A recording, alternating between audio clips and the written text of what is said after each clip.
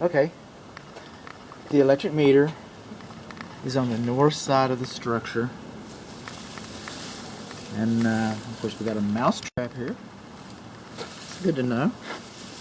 There's the grounding rod right there, buried like it's supposed to be. Meter's sealed like it's supposed to be. It's an electronic meter. Moving on along, I'm gonna jerk you around a little bit because I'm gonna try my best to go in the order of the inspection report. This is the main electric service panel.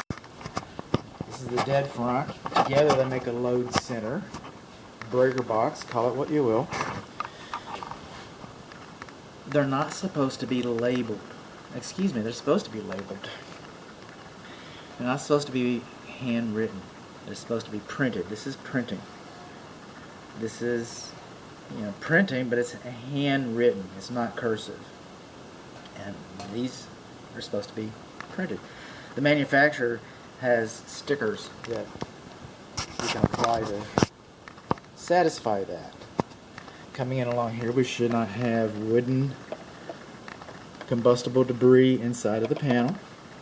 If this panel was installed today, if it was, and it wasn't, would have rubber covers over L1 and L2 so that you don't shock it. If you're in this cabinet and you do not know that that's way hot, you don't belong in this cabinet. I get that. But it's a safety device, so it makes the report. And no, it wasn't required when the home was built. So what else do we have here? The bonding location is not labeled inside of the panel. And depending on what kind of plumbing system that we have, this might be the bonding location, or this is just the second ground. This UFER inside of the wall. And there's the cable to stick on the side of that. So we've got that, and it's right here on the wall, right? So it shouldn't take a genius to figure out that it's there. But you're supposed to write it in here, and at that point you can use handwriting, but it should have been written inside of there. And then this cabinet, it was installed with screws, sheetrock screws. Now sheetrock screws are faster and tight. I get that. They are. But they do not have the same shear strength that nails have. And if this structure was to experience a tornado, for example, then these nails would stand a much better chance of having the structure, the cabinet, stay in place because it was nailed properly instead of screwed. These are AFCIs, the house is occupied. When this home was built, they were only required in the bedrooms, and here they are in the bedrooms. I'm not going to hit the test because the house is occupied. But we do have AFCI, arc fault circuit interrupters. It's kind of like GFCI. These, which a lot of people were familiar with, okay, these protect you from shocks. These protect you from arcs, fires. Now, this could trip to protect you from a shock. It's incidental. It's good that it did, but this is about fire. This could trip and stop a fire, and that's good, but that's incidental. This is about shocking. So we have this. In fact, while we're doing this, the ceiling is GFCI protected. That's good. We'll move on to that in a little bit. So where we're at, wood labeling. The bonding location is not labeled. Wood, no protective booties, and screws. For an electric service panel, I don't like discounting my work. What's broken is broken, wrong, and all that. But for an electric service panel, for me, got one more. We got white hot. You should have black tape wrapped around this. If you do not know that's hot, you don't belong in this cabinet. I get that. So we got a white hot. We got wood shavings. We do not have the thing labeled, and we got the screws and the hand labeled on the panel there. And that's what we've got. So, and again, not liking to discount my work. However, I think it's fair to say, to let you know that I'm probably not going to open up an electric service panel, a load center. I'm probably not going to open up one and find much less than what I just did. I mean, it happens, but it's kind of rare. So that moves us along. Let's do water. That's electrical. Let's do water. This is the meter out in the driveway. Again, home faces east. This is it. Now, see all that bright stuff? See that little sprocket inside of there? That little sprocket, that silver sprocket right in the middle of it? It's very sensitive. It's called a flow indicator. Some people call them cheater wheels or cheater paddles. No, but that's a flow indicator. If your water bill's too high, the water company will come out here and they'll look at that to see if you have a leak. And you can too. If that's moving, water's moving. Either your commode flapper's gone, or you got a sink that's dripping. Something's happening like that. And if it's not someplace that you can see, well then it's someplace that you can't see. Someplace that you can't see.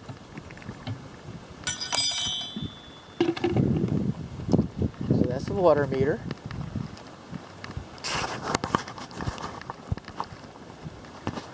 This is your gas meter. We're going to be looking for some additional bonding.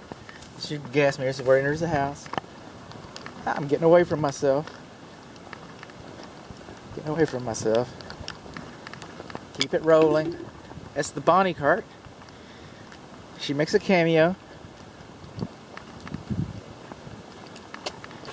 She makes a cameo every time.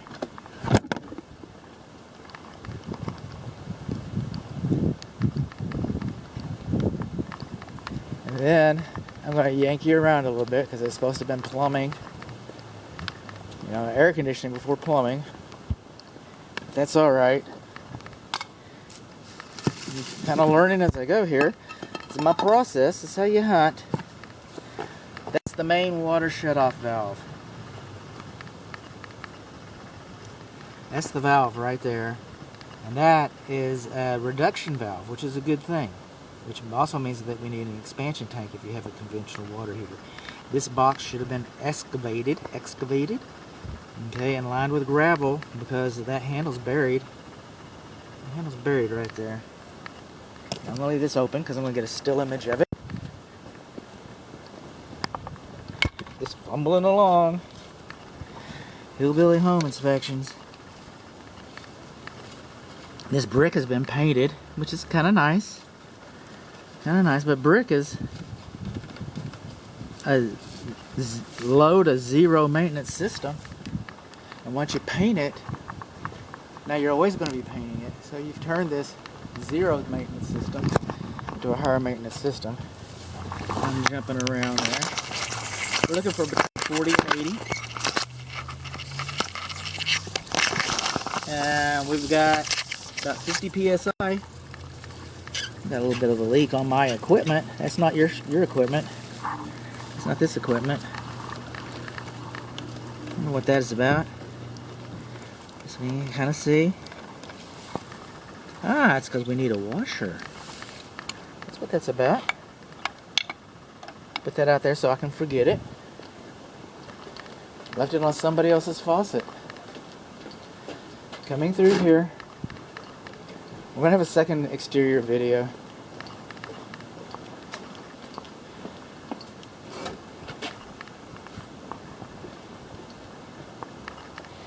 This is your condensing unit. This is half of your air conditioning system. Some people call it the air conditioner, but it's the condensing unit. This is the second half. It should be 3 inches above grade, which I believe it is. It does have a diverter above it. We do have a service receptacle outlet. We do have an electric service disconnect that has been sealed, like the meter. So this area is wired in. And this is the data plate, right here. Now, because this is a safety issue, it wasn't required 7 years ago, 5 years ago I think so, but those little caps on those valves, they're not anti-theft Schrader valves. They're not. Again, 5 years ago, this unit's 7 years old, but this foam is no longer acceptable. You want a more rigid, solid foam. Grandfather. So, what do we have here, though? Inquiry minds want to know. It's a Carrier. It's 2014. It's a 4-ton unit. The refrigerant is 410A, which that's the good stuff. That's the good stuff. So from all outward appearances, foam wasn't required. The updated foam wasn't required. The updated caps were not required. This is all fine. Oh, I knew I wanted to say something, but this unit takes between a 25 and 40 amp breaker. The manufacturer likes to see, I don't know why they put 25 if they'll accept 40, but the manufacturer likes the largest breaker in place. It's a smaller breaker, it's a 30 amp. If it starts giving you some grief, you start having nuisance trips, the electrical might need to be updated for this. I don't anticipate that occurring. It might, but I just don't see it. And no promises, no guarantees. Well, one promise, one guarantee is that these units last about 14 years. It's 7 years old. So it might go out tomorrow and it might last 30 years, but they average about 14. So in 7 more years, betting man, in 7 more years when this is being replaced, well, it'll be a much more efficient system that will not require as much of a breaker. And if you had a 40 amp breaker for this, then you'd be replacing the circuit breaker as well. So, you know, I'm not, trying to find my pluses where I can get my pluses where I can find them. And then I'll stick that back in a little better. But anyway, that's it. The breaker's a little small, but acceptable according to the manufacturer's data plate. 7 years old. It's got a couple dated, installation features. But other than that, it's in pretty good shape.